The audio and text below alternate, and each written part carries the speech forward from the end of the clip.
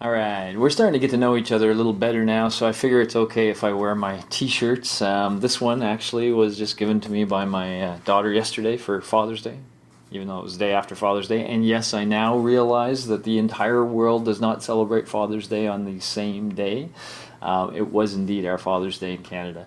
So, happy Father's Day to those of you who celebrated it, and happy future Father's Day for those of you who are about to. All right, so we're going to finish up our little mini series on altered states of consciousness with the lecture on hypnosis, which is kind of a cool and interesting topic from multiple different angles. So, looking forward to it. Let's do it. All right, week 8, lecture 3. Just stare into that weird, freaky graphic for a while, and you'll wish you didn't. It kind of messes with your head a little bit, eh? There's a few of these. I think if you just Google hypnosis, you will get a bunch of these different things that you can put on your PowerPoints at work and stuff and drive people absolutely crazy. All right, lots of ground to cover, as always. And I'm going to try not to make this a 24-minute lecture. So let's start with a little bit of history. And I want to start with this gentleman on the left here. This is Mesmer, the famous Mesmer, Anton Mesmer. Now, he was an interesting guy on multiple levels. He agreed, or he was much more spiritual, but spiritual in a new age kind of way, I guess you'd say.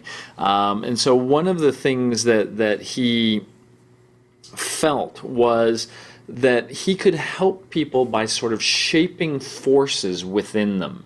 Things like animal magnetism. He felt like he could sense these forces within people and he could shape them. So he was trying to help people. He kind of had a doctor mentality, but he was a little more out there than your average doctor. And in fact, at one point, he began experimenting with magnets. So magnets and magnetism was kind of a new, not a new discovery, but people were really understanding the properties of magnets, and they were fascinated by them. They're kind of weird, right? Attracting metal the way they do and all that. And so Franz Anton Mesmer believed that this force of magnets had power, had real strength, and he would use them therapeutically. And in one of his therapies, for example, he would have people immerse themselves in a pool of water into which magnetic rods were stuck, put in. And the idea being that if you bathed in this magnetic water, that it could somehow align your forces right and cure what ails you. Now, very important to the point I want to make is that Franz Anton Mesmer himself believed this. Okay, he was not a charlatan. He was not out to get people's money.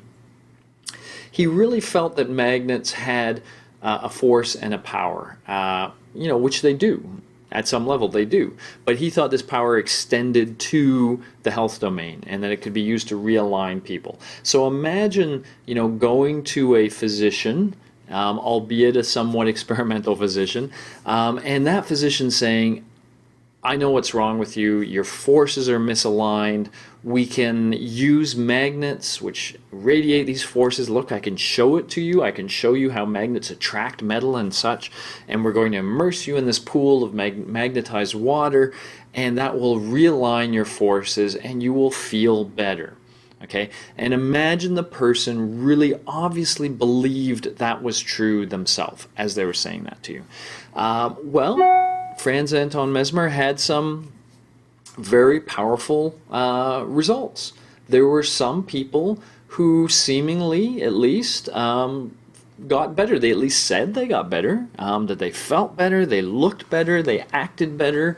There was something going on there. And now Sigmund Freud was kind of beginning to practice at the time. And one of the interesting things that Franz Anton Mesmer was saying is that this works for psychological disorders. In fact, it works pretty well for psychological disorders. So Freud became very interested. And he would go and watch the procedure. But Freud at some point began to believe that it wasn't the magnets that were having the effect, but it was in fact Mesmer. It was what he was saying and how he was saying it, and the courage of his belief, and that what he was actually doing was suggesting to the patients in a very strong and powerful way that they would feel better. And Freud kind of felt it might have been the suggestions that were actually making people feel better, not the magnetism. Okay, so we now use this term, to mesmerize somebody, and that's named after Mesmer. And so Mesmer became, as it were, the father of hypnosis. He wasn't trying to create hypnosis, but people eventually realized the power of suggestion. And that's really what Mesmer was using and documenting. So Freud became very interested in this, but of course Freud believed that you wouldn't ultimately cure anybody through suggestion. You could for a short term. You could suggest that they feel better, and they might act like they feel better. But if they had this deep-seated psychological trauma, that's what was actually causing the issues. And so just telling them they would feel better wouldn't really get rid of that.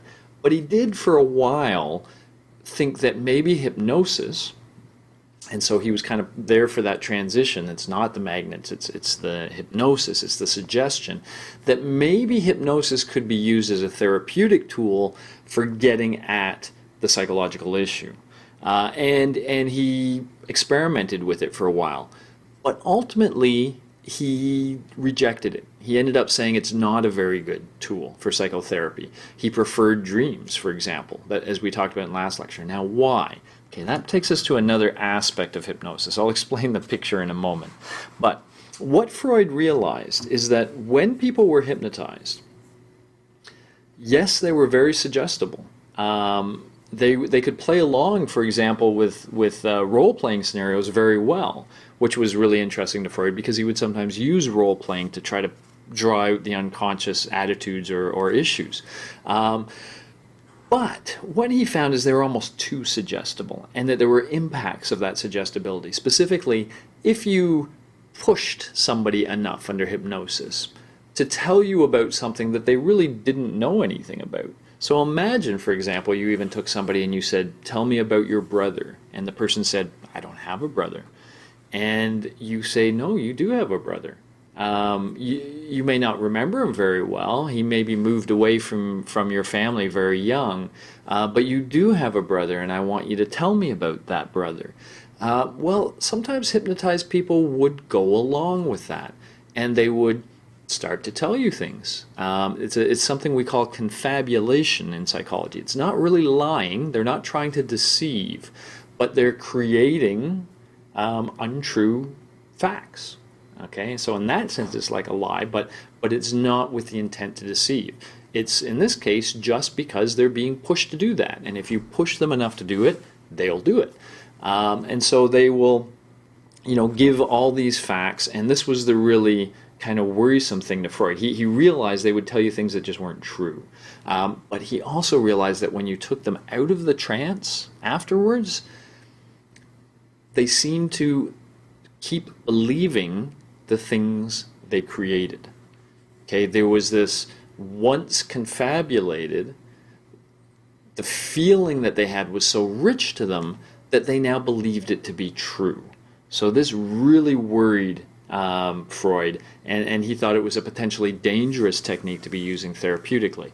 Now, why does that happen, or what happens? Well, one of the things we do know about hypnosis, and I haven't really even talked to you about the process, but it's largely a process of inducing very deep relaxation.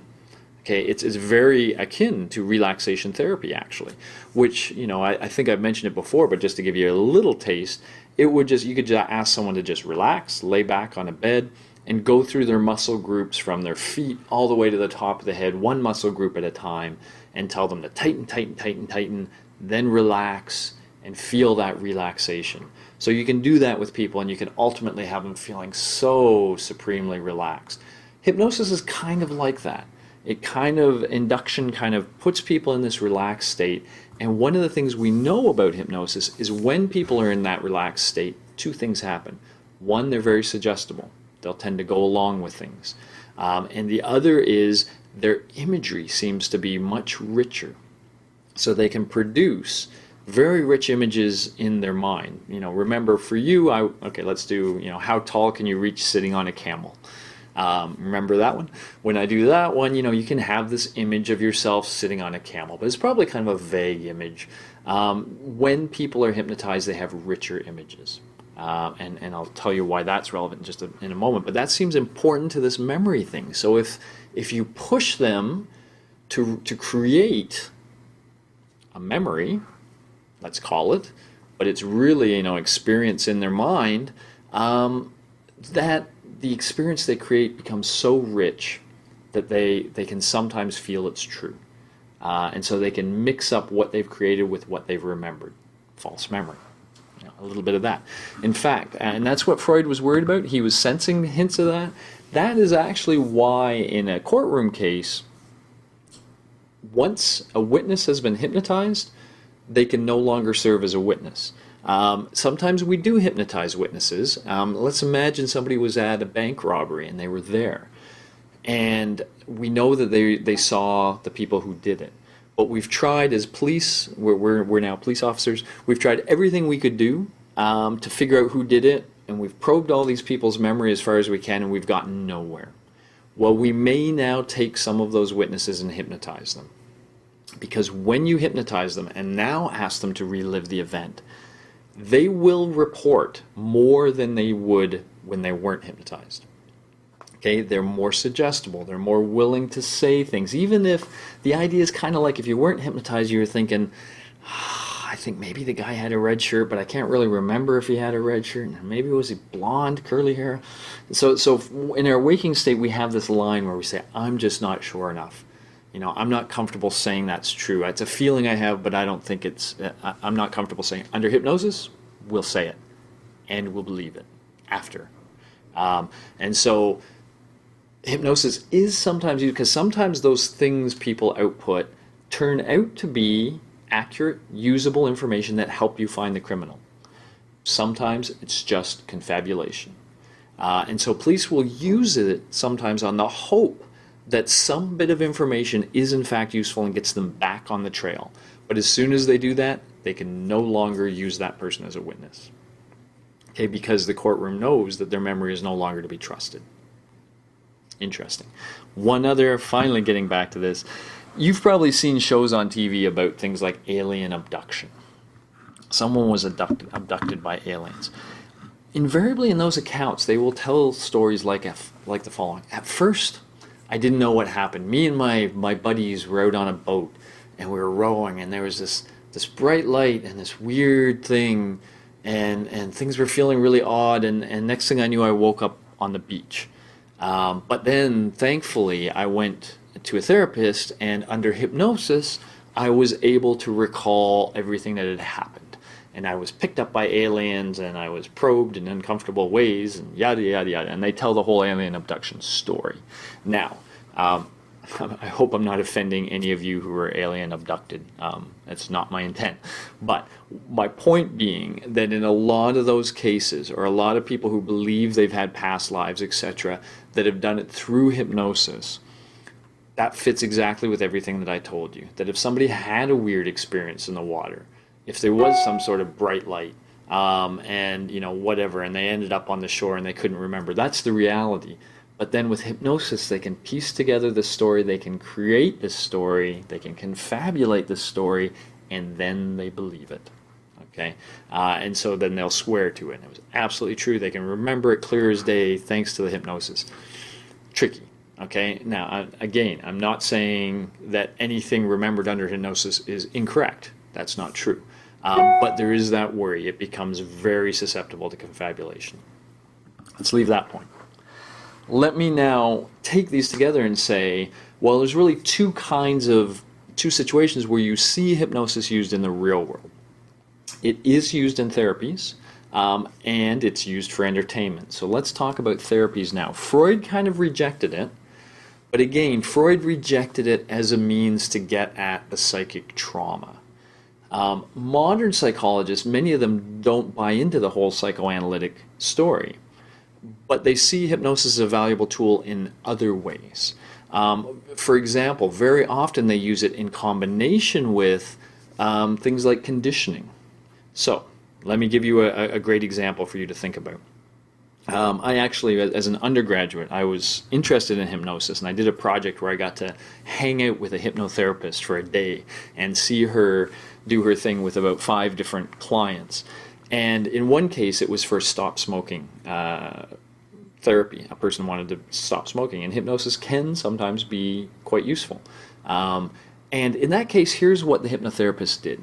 She got the person very relaxed. She did the whole hypnotic induction, and then she ultimately said, "Okay, I'm going to paint a picture for you, and I want you to see this picture in your mind. Imagine yourself sitting in your living room, and you're sitting there, and you're having a cigarette, and you have the ashtray in front of you, and it's been a while since you cleaned the ashtray, so there's a lot of ashes, and there's a lot of grime, and there's some old cigarette butts and all of that kind of stuff in the ashtray in front of you. And you don't know why, but this is what you suddenly see yourself doing. You take a nice long drag on the cigarette, and with that smoke and that taste in your mouth, you grab the ashtray with your other hand, and you lick it. And take into your mouth the filters, the ashes, everything, and it's disgusting. It just tastes gross. You keep it in your mouth. For some reason, you can't seem to spit it out, and every second it's in your mouth, it's more and more and more disgusting, and all you want to do is just go, wah, and get rid of all this stuff. All right? Now, for you smokers out there, what we've done now is draw an association between and okay, but we can do that without hypnosis. I just did it to you, and maybe the next time you have a cigarette, you'll kind of think of this example, and maybe it'll make you not want a cigarette so bad. Under hypnosis, your imagery is better. It would look more real, it would seem more real, it would smell more real, it would taste more real, and the disgust would be more real. You would feel it more viscerally. And so what the therapist is now trying to do is take all that yuckiness and mix it with the feeling of inhaling from a cigarette. They want you to essentially feel disgust every time you light a cigarette. And by the way, this therapist often said, that feeling, that's how some other people feel around you when you light up. And when you're spewing smoke and ash everywhere, you're adding a little bit of that disgustingness to their world. So they bring in social factors and try to do all these kinds of things. But again, what they're trying to do is not psychoanalytic. It's much more Pavlovian than it is Freudian. It's just drawing connections and associations, producing those memory cues, and trying to all link them to the act of smoking. In the hopes that smoking will become less of a pleasurable thing for you. It's almost the opposite of what the advertisers do when they try to link smoking with attractive male cowboy models. Yeah, that's it.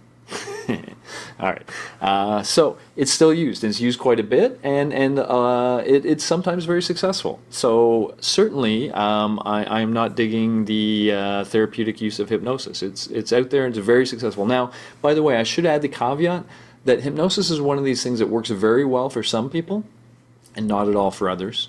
And it depends a lot on a person's comfort level with their therapist. So if you really trust the therapist, and you're one of those people for whom hypnosis is pretty effective, it can be a really powerful therapy. For other people, there was some in that session I was at where the hypnotherapist was suggesting that they close their eyes. You're getting sleepy and relaxed, and close your eyes, and they sat there with their eyes open. And she'd say, no, relax, close your eyes, and maybe they'd blink, but they'd keep their eyes open. And eventually she'd just say, hypnotherapy is not going to work for you. You have to be willing to kind of give yourself over and let the therapist kind of, to some extent, load up your mind with things. And if you're not willing to do that, it's not going to work. Okay? All right. So that's the therapeutic use. Let's go to the entertainment use, because the entertainment use is perhaps, from a psychological point of view, the thing that's most startling and makes us really wonder what's going on with hypnosis. This guy is my iconic image of hypnosis. This is the amazing ravine. When I was a kid, growing up in Fredericton, New Brunswick, the amazing ravine would come by maybe about once a year, once every 2 years, to our local hockey rink, and people would pay a lot of money to go see him, and he would have this, stage hypnosis show. And crazy things would happen. In fact, I think the amazing ravine might be one of the reasons I got into psychology. I was fascinated by hypnosis as a kid, largely because of him. I have his album. I had his album. I don't think I still have his album. Yeah, I don't know. Anyway, here's one of the memories I have that kind of freaked me out. So there's all these people on stage, and of course he does all these things with them. But one of the things he did was what's called post-hypnotic suggestion. So he took this one guy and he said, all right, here's what's going to happen with you. At some point, I'm just going to let you go back to the audience as though your part of the show is over. But then a little while later, I will say the word confabulate. I just pulled that back. So I'll say the word confabulate. And when I say the word confabulate, you'll suddenly have this thought and this compulsion. That is, you will imagine that you came to the show tonight with a woman named Irene. And you really love Irene. But suddenly, like, Irene's not with you. She's not at your side. And you're pretty sure that Irene is with another man. And so that's the thought that'll go through your head when I say the word confabulate. And you'll suddenly feel this drive to find Irene. And it'll be the most desperate thing. You really want to get her to come talk to you so that you can talk her out of whatever she's about to do. Right? Crazy idea. So he says that. He eventually releases this guy back into the crowd. The show goes on for a little while, and at some point he says the word confabulate. First, we don't seem to see much happening. So everyone's kind of like, disappointed.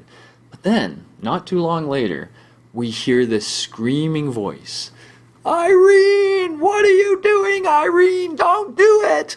And this guy is like running all around. It's a hockey rink. So he keeps running and coming out of these other little alcoves, looking around frantically. Irene, Irene, where are you? Irene, don't do it, etc., etc., etc. Now imagine a 17-year-old guy or 16-year-old guy at this going, oh my goodness, Ravine really is amazing. He can control people's minds.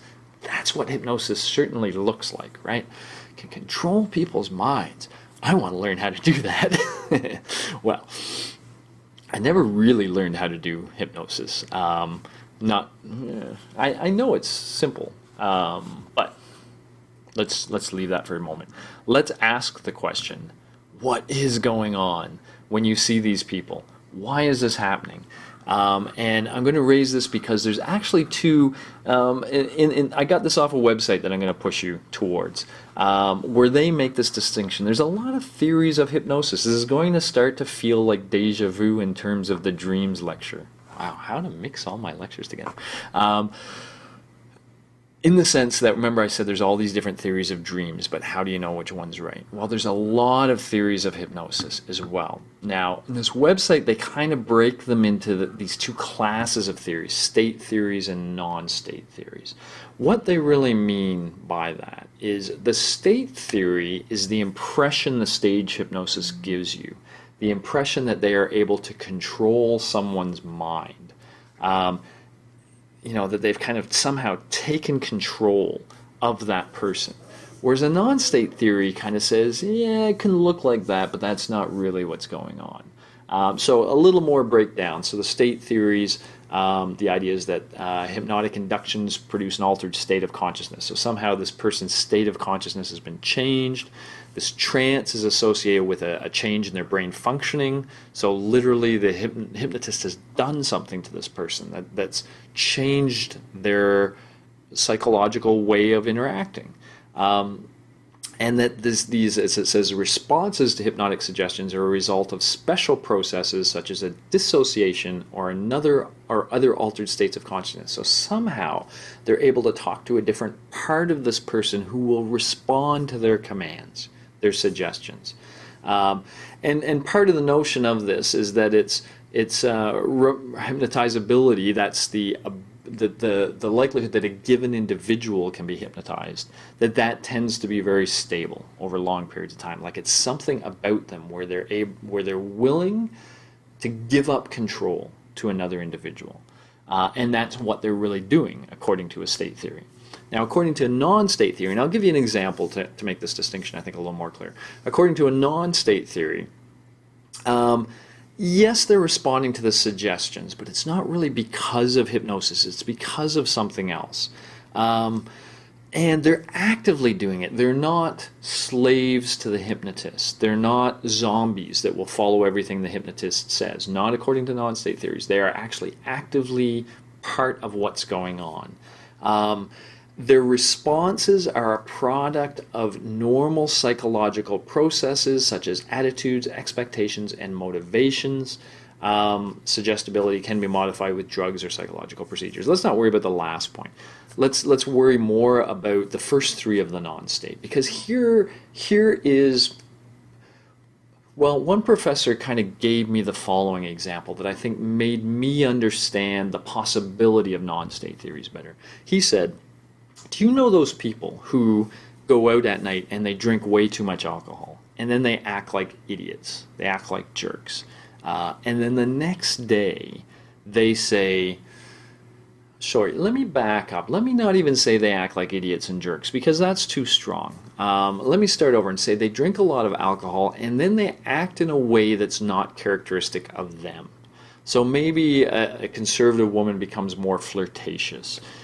Maybe generally quiet people become less inhibited. So maybe they're not to the point of being jerks and idiots, but they're certainly dancing up a storm on the dance floor. Somebody who barely even talks to anybody is now out being crazy and active and extroverted, let's say, out on the dance floor.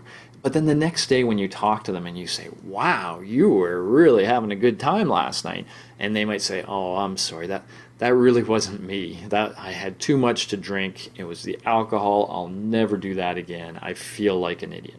Okay. We know those people. And according to this professor, what those people are doing are using alcohol as an opportunity to escape the self that they have essentially created. The self being one of the other topics we may hit on more in this week.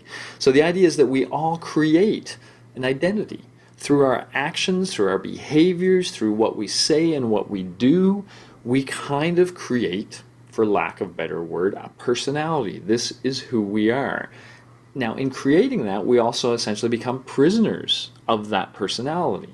There are certain ways we tend to act, certain behaviors that are typical of us, and those are the behaviors that people expect from us. And if suddenly we behave in a way that's different from that, everybody around us thinks something's weird, something's up with that person. So before long, we kind of start to build ourselves a little box, a behavioral box, and we emit behaviors that fit with that box, and only those behaviors. Drinking might allow somebody to escape the box and behave in ways that nobody thinks is normal for them, but they have an excuse, right? Hypnosis, a non-state theory, sort of sociocultural kind of perspective, sociocognitive, is that it's the same thing. That maybe many of us have this desire to be a little crazy, a little silly, a little Jim Carrey. Jim Carrey doesn't need to be hypnotized to act silly and fun and wacky, right? And so the idea is that we all have, do you guys know who Jim Carrey is? He's Canadian, by the way. He's a comedian. We all have a little Jim Carrey within us, is the claim. We would all love to be silly and goofy and make people laugh and be completely out there and be shameless, say whatever we want to say, do crazy things, but we don't, because we've built our behavioral box, and certain behaviors would be too wacky, unless a hypnotist tells us to do that. If a hypnotist tells us to do that, then we have an excuse. It's back to the authority figure almost. We have somebody to blame. It's not alcohol, it's now Ravine. made me do that. So this guy running around, Irene, where are you? You know, he knows he's making everybody laugh. He knows he's become part of the show. He knows he's fascinating people. And the claim is he's kind of enjoying it and having a good time. Not necessarily consciously, which is the kind of weird twist. You know, not necessarily that he's fully playing along and just, you know, bullcrapping everybody. It's almost that he has been given the freedom to just go with it in this relaxed hypnotic state and chooses to do so. Okay, but he is an active partner, is the claim. You will see on some stage shows, by the way, that when a therapist pushes somebody too far to be silly or to be unethical or provocative, some people will just fall asleep. And typically the therapist will quietly and gently have them removed from the stage. The claim is those are people who don't want to play along. That they've been pushed too far, they're not going to do that silliness, and that's their way of escaping the situation, to just kind of fall asleep. The therapist is very good at recognizing this, allows them to exit gracefully, and the show continues. Okay, so a different view. Which is going on? Which one of these two? By the way, I should say, when you ask people who are hypnotized, and especially the ones who acted really crazy, were you just playing along? They will sometimes say, I don't even remember what I did. But again, the claim is they don't want ownership of those behaviors. They want the hypnotist to get ownership of the behavior. So they're not going to own up to it the next day either. And there may be a complex interaction between conscious and unconscious processes going on here. It may have been a moment of freedom that consciously they do not want to take ownership of. Who knows? So the claim is just because someone says, I don't remember any of that, that doesn't mean everything in the non-state thing is untrue. But here's the problem. We now have two theories, very different theories. How do we know it's true? What psychology experiment can we do to test this? Well, we may never know, because it seems the only way to really test whether someone's playing along or not is to push their ethical boundaries so far, or their behavioral boundaries at least, so far that we can be sure that we must have control over them. They would not have done that action unless we had control over them. So there have been some psychology studies that have attempted this, but think of these studies. I have a snake. I monitored a snake in a person's hand, but I actually think I got a snake in their foot. I'm not sure. But anyway, here's one psychology study. They had a poisonous-looking snake in a aquarium, and they had participants come in. And before they hypnotized them, they told them this whole story about the snake, that it was a poisonous snake, that they had a few of these around because one of the biologists needed extra space, and so because they were very dangerous snakes, they had to be in a secure lab, so they're here, but not to worry, they're fine. And then they hypnotized some of these participants, and they asked them under hypnosis, will you go and grab that snake, please, and pick it up? And the question is, would they? Would they expose themselves to danger? And the answer was, yes, they would. They did. Some did. Some went and just picked the snake up under hypnotic trance, no problem. What does that prove? Let me tell you about another one. Get you thinking about that. There was another one where they actually introduced to hypnotic subjects a gun, and they told them the gun was loaded. And there was a real gun, it was loaded, and they asked them to pick it up, point it at somebody, and pull the trigger. Milgram experiment going crazy, right? Some did. What's that show? Well, I didn't highlight it enough in this course, really. But there's a whole code of ethics in psychology, and a core part of that is you cannot ask anybody to do anything harmful to others or to themselves. You can, there's a whole, a line of ethics where you cannot ask people to do. So you couldn't, for example, ask somebody to strip naked in front of you.